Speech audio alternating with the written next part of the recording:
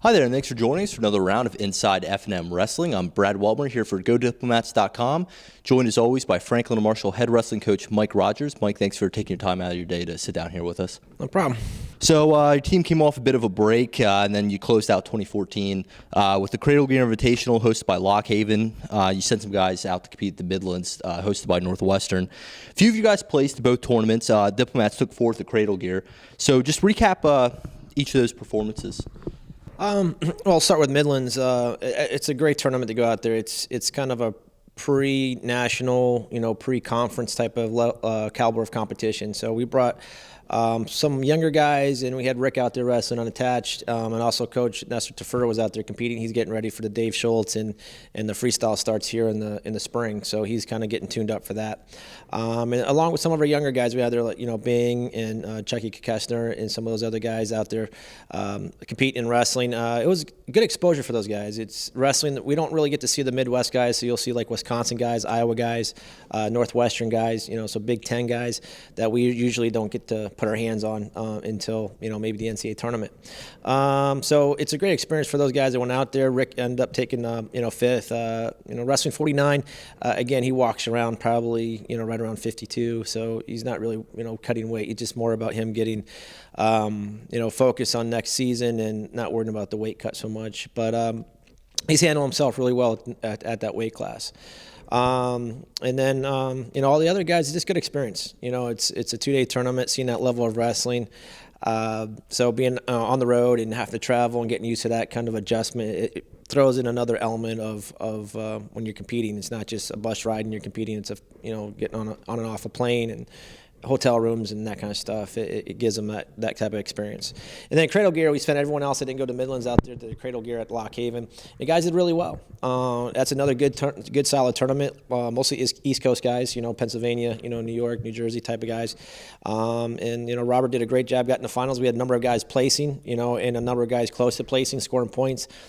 Finishing fourth as a team overall is huge, and with the fact that we had 5 of our other guys not there. Overall, it was great to see at both events guys just getting better, and they're competing at a different level. They're doing their things right over break. No one's getting their weight too heavy. It's keeping everyone in check and keeping everyone healthy. This time of season, it's just getting guys healthy and keeping them healthy and keeping them focused for the last part of the season. Everyone looked good, and then I think it showed in our tournament, the Dave Lehman Open.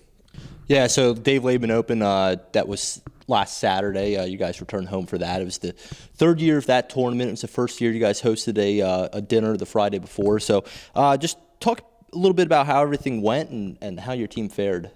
Our goal for that tournament is to kind of grow it into a wrestling event, not just an F&M event. So the dinner before is we had Mike Morey from the NWCA, the president of NWCA, come in and kind of speak about the landscape of wrestling, how wrestling is changing on not only college level but the high school level. So we had high school coaches there, officials, and our goal for that is to kind of bring in that kind of a hub for wrestling-minded people to just get connected. So the dinner went really well, and then the second day of we competed on a Saturday, and guys looked really good. We had 27 wrestlers there, so full day of wrestling started at 9, got done around 6:30. And we had a number of guys placing, and again, a number of guys wrestling late into the day, match or round away from placing. So again, we're starting to put some of the things that we've been working on all season long together. Our biggest issue we've always had is getting off the bottom and defending, shot defense. And I saw a big improvement on both those areas this weekend with our tournament. So it was nice to host a great event, have a lot of teams there from Division I, II, and III and unattached guys. And our guys winning matches against all levels of guys, and really set us up going into our diplomat duels here, not this week, but the following weekend. Yeah, so you have a break this weekend. Diplomat duels are Saturday, January 17th here at the Mazer Center. Talk about the competition you've coming to Lancaster and what type of performance you're looking for out of your team. Yeah, we're going to go up against two other teams, Shippensburg University, which is up the road here, not that far, and then Shorter College, which is out of Georgia. It's a newer program. They're just starting up. I think this is into their third, maybe fourth year.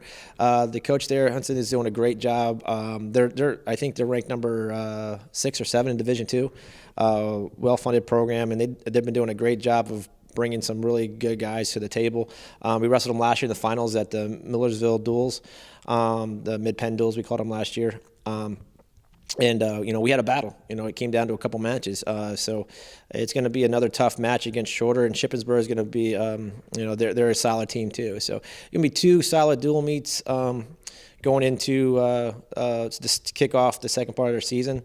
We're down a man, our 125-pounder, Danny Martaccio, wrecked his elbow pretty bad, and he's out for the season. So, one man's unfortunate situation provides an opportunity for Edgar Garcia. He's going to step in there for us at 125, and it's going to be exciting to see him kind of hopefully pick up where Danny left off, and hopefully Danny gets healed as quickly as possible. But it's a pretty significant injury that's going to force us to kind of go with Edgar. But I think Edgar, he wrestles at a great pace. The way he wrestles. You're going to get 7 hard minutes out of Edgar. He's a little undersized for the weight, but he makes up for it in just his pace and intensity of wrestling.